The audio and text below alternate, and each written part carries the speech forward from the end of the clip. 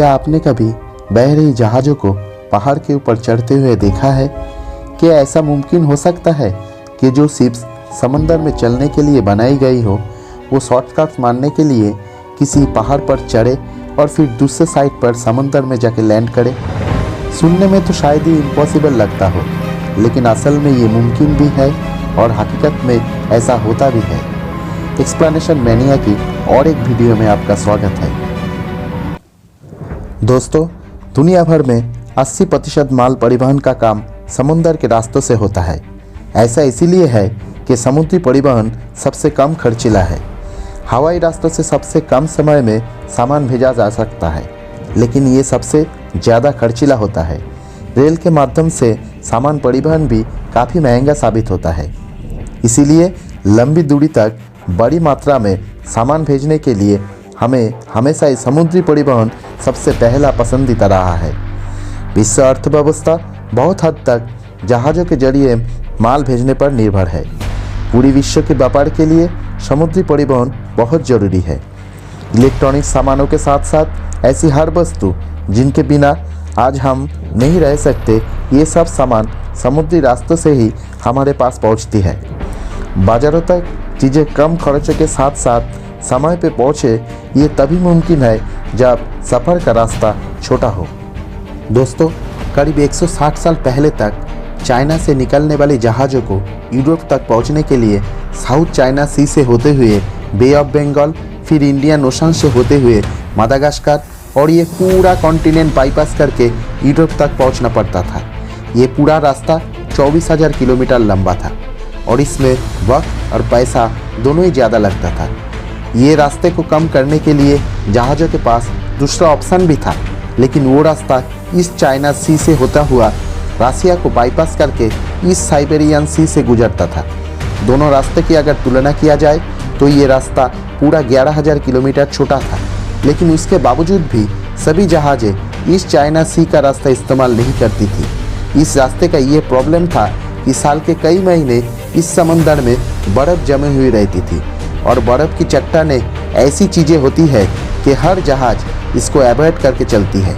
लेकिन जल्दी इसे सॉल्व करने के लिए और समुंदर में शॉर्टकट बनाने के लिए सन 1859 में सुएज नहर बनाई गई। 150 किलोमीटर की ये नहर ने अरेबियन सी को मेडिटेरियन सी से जोड़ा।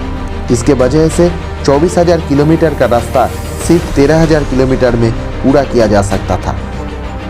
सुएज कैनल की कामयाबी देखकर अमेरिकी शिपिंग कंपनियों को भी इस तरह की कैनल की ज़रूरत होने लगी, क्योंकि ईस्ट अमेरिका से वेस्ट अमेरिका या वेस्ट अमेरिका से यूरोप जाने के लिए साउथ अमेरिका की कॉन्टिनेंट्स को घूम के जाना पड़ता था।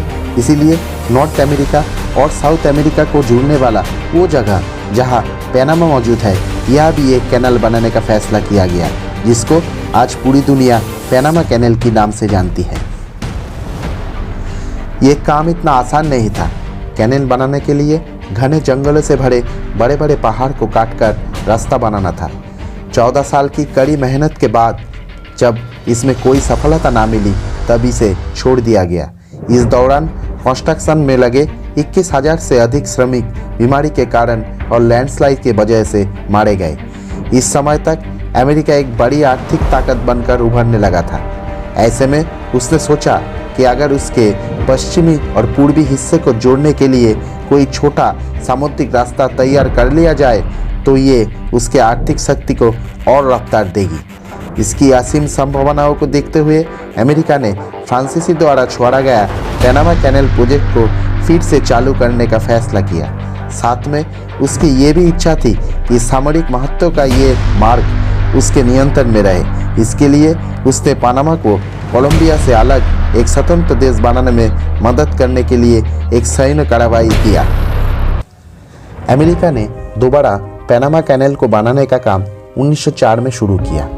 इसके लिए पास में बहने वाले एक नदी को बांध बनाकर जलस्तर को बढ़ाते हुए एक कृत्रिम लेक बनाया गया, जिसको आज हम गैटून लेक के नाम से जानते हैं।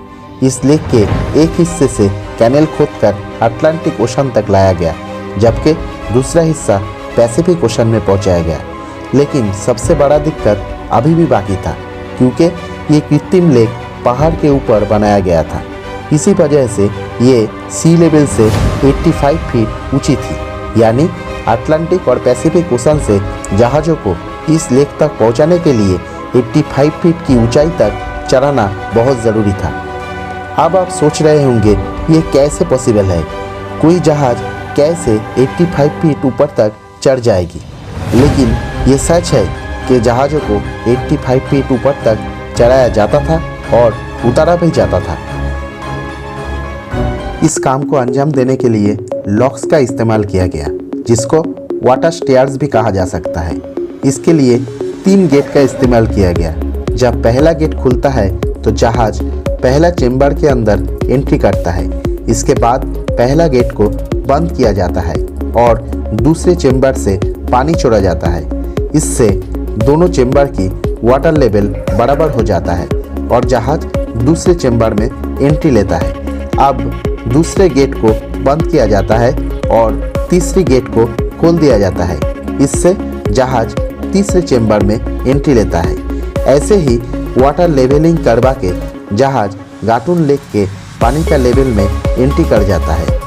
लेक को पार करने के बाद जब जहाज़ों को नीचे के लेवल में आने का ज़रूरत पड़ता है, तब इसी वाटर लेवलिंग टेक्निक को ऑपोजिट सीक्वेंस में करवा के जहाज़ों को सी लेवल में लाया जाता है। पैनामा कैनेल इंजीनियरिंग हिस्ट्री का ऐसा कारनामा है जिसके बिना आज शिपिंग इंडस्ट्री बिल्कुल खोखली है।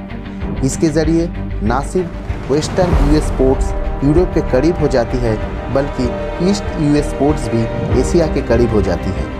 कार्गो शिप्स को ये फैसिलिटीज़ इस्तेमाल करने के लिए और महीने का सफ़र दिन में कंप्लीट करने के लिए टोल टैक्स भरना पड़ता है। हर 20 फुट कंटेनर के बदले में $60 टोल टैक्स देना पड़ता है। यानी एक एवरेज साइज की शिप जिसमें 15,000 कंटेनर्स होते हैं, वो सिर्फ एक बार ये कैनेल इस्तेमाल करने के लिए तकरीबन $9 लाख पे करती है।